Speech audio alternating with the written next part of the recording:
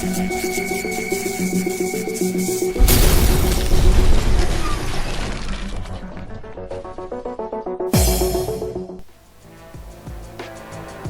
up? It's Cyclonus, and I am here once again with some more gaming related news.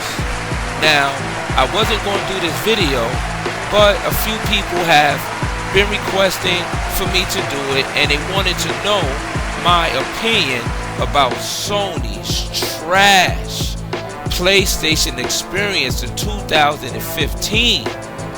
So, you know, I always like to give the people what they want, so I'm gonna do it. This time around, I thought Sony would bring a little heat at the 2015 PlayStation Experience Conference, since they have been getting terminated by Microsoft as of recently and have had horrible conferences all 2015. But I have to say I was very disappointed. The new games announced do nothing for me. Final Fantasy VII Remakes looks bad. Sparrow Racing League is not what's going to get anyone back to Destiny. And after watching the conference, it made me realize just how trash PlayStation VR really is. I was looking for at least a couple of AAA announcements and some No Man's Sky and Gran Turismo for VR. Still looking forward to mini games next year, but this show was a bust in my opinion. By far one of the worst conferences I have ever seen. But you will have ponies, damage controlling, trying to justify how it was a good conference. The PlayStation Experience Conference 2015 fucking sucked.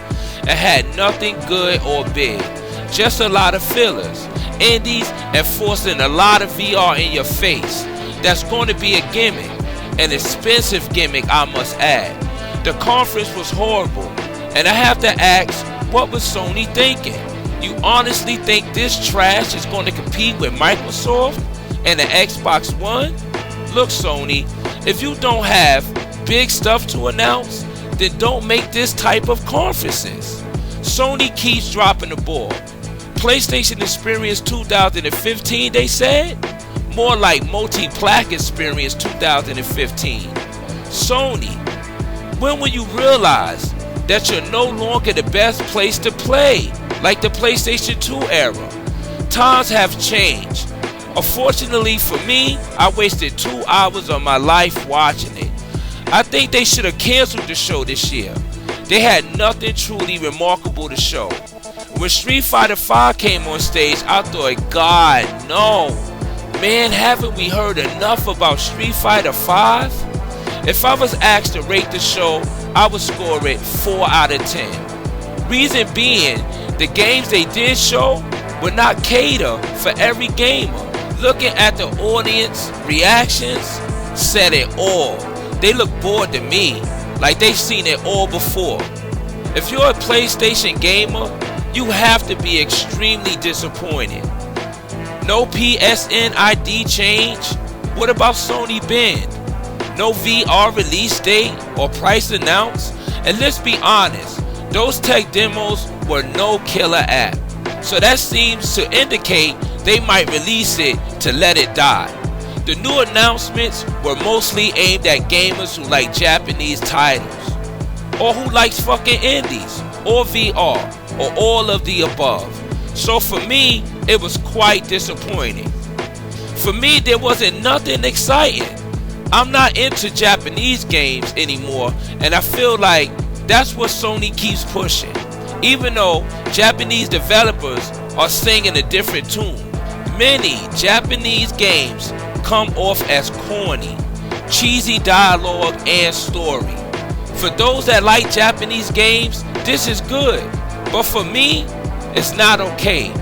Dear Sony execs, you look silly in jeans and t-shirts. You're no Phil Spencer. Stop trying so hard to be cool.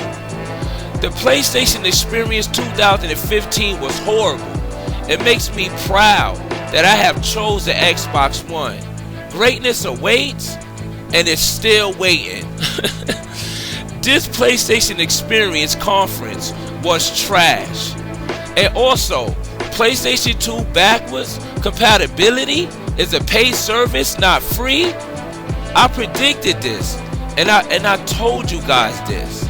Street Fighter 5 Season Pass for fighters, that should be in the game to begin with. Nothing but bad looking VR games and ton of indie games. Is that greatness? I found this bad for Sony.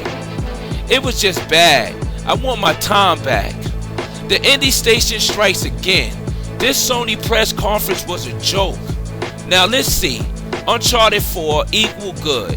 Final Fantasy 7 Remake equal good. But Final Fantasy 7 Remake is also coming to the Xbox One. Other than those two games, a bunch of garbage. Xbox One will win 2016 with Gears of War 4, Recore, Scalebound, Crackdown 3, Quantum Break, Below, Fable Legends, and many other AAA Xbox One exclusives. Leave your comments down below. And this is yet another win for Xbox and Microsoft and Xbox fanboys. I'm Cyclonus, and you already know, my opinion counts.